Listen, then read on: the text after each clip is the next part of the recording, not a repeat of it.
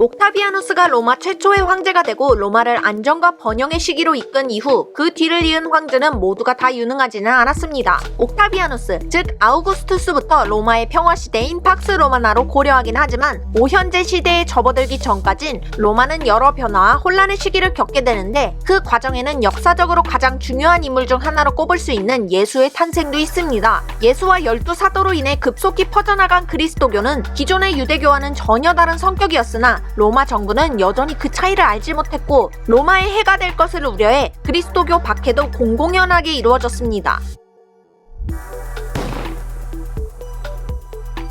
옥타비아누스 이후 황제 티베리우스를 거치며 로마는 비교적 평화로운 시기가 이어졌으나 폭군으로 평가받는 칼리굴라나 네로 황제 때 로마도 혼란스러운 시기를 겪습니다. 세 번째 황제였던 칼리굴라는 즉위 초 세금을 줄이고 검투사 시합과 전차 경주 대회를 열어 원로원 군대 민중 모두에게 인기를 끌었습니다. 옥타비아누스와 티베리우스가 다져놓은 제국을 고스란히 이어가고 정책도 급격한 변화를 주지 않았었기에 로마 제국은 꽤 안정적으로 유지될 수 있었습니다. 그러나 점차 시간이 지나며 칼리굴라는 스스로를 신이라고 생각하기 시작했고 스스로를 신과 동등한 존재로 표현하며 혼란을 주었으며 인기를 모으기 위해 과도하게 국고를 낭비하였습니다. 지금으로 따지면 경제적으로 뒷받침되는 능력 이상으로 포퓰리즘 정책을 남발해 국가 재정을 파탄내어 결국 국가부도 사태에 이르게 된 몇몇 국가들과 같은 길을 걸은 셈이죠. 결국 칼리굴라는 모자란 재정을 채우고자 새로운 세금을 계속해서 부과하고 폭정을 펼치며 인기가 급격히 떨어졌습니다. 재미있게도 그는 자신의 탈모에 너무 민감했던 나머지 자신을 위에서 아래로 바라보는 것을 금지했고 머리가 풍성한 사람들은 데려다 삭발시키기도 했습니다. 이윽고 즉위 4년 차인 41년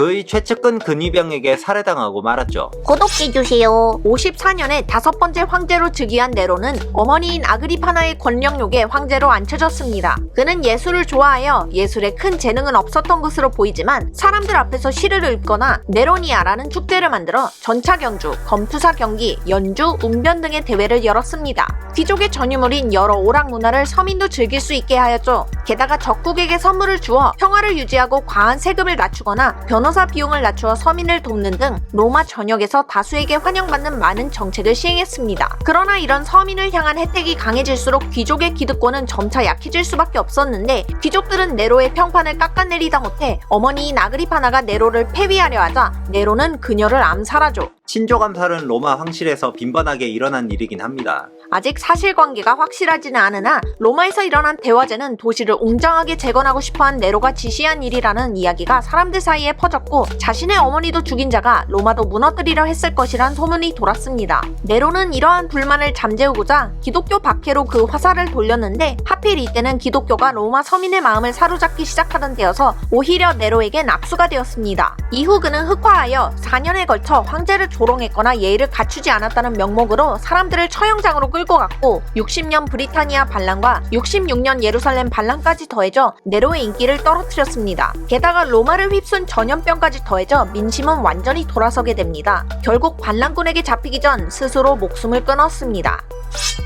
68년 네로의 사망 이후 사실상 무정부 상태였던 로마는 1년 사이 4차례나 황제가 바뀌는 혼란기를 겪습니다. 이후 베스파시아누스와 그의 아들인 티투스가 이어서 황제가 되며 로마는 점차 평화의 시기로 접어듭니다. 베스파시아누스는 급진적인 정책 대신 자산가의 이익을 보호하고 상업적인 성장을 이루는 경제적인 성장 정책을 펼치며 권위주의적인 권력을 최대한 멀리하고 제국의 기초를 튼튼하게 바꾸어갔습니다. 티투스 역시도 아버지의 정책을 계승해 나갔으나 81년 갑작스럽게 사망했고 뒤를 이은 티투스의 동생 도미티아누스는 의심이 많아 귀족과 민중의 불만을 키워 결국 96년 암살당하며 그의 통치는 끝이 납니다. 그 다음으로 황제의 자리에 오른 사람이 네르바로 이때부터 로마는 오현재 시대로 접어듭니다. 아우구스투스로 불리는 옥타비아누스 이후 대평화 시대에 접어든 로마에선 지금 우리가 아는 로마의 모습 대부분을 이루어냅니다. 거대한 제국을 유지하기 위한 어마어마한 길이의 도로를 만들었고 제국 곳곳에 수도교가 세워져 농장과 도시에 물을 공급했습니다. 큰 업적 중 하나로 꼽히는 것이 콘크리트의 발견입니다. 콘크리트로 거대한 돔형 건물이나 아치형 구조의 건축물이 탄생할 수 있었죠. 판테온 신전도 이 시기 건설되었는데 지금까지 지구에 남아있는 가장 거대한 독립된 건축물 중 하나입니다. 이외에도 공학과 예술 분야가 발달했고 유명한 여러 작가들이 탄생했으며 문학이나 시도 많이 전해지고 있습니다. 로마는 경제, 정치, 문화 등 여러 분야에서 점차 서방 세계의 중심이 되어갔습니다.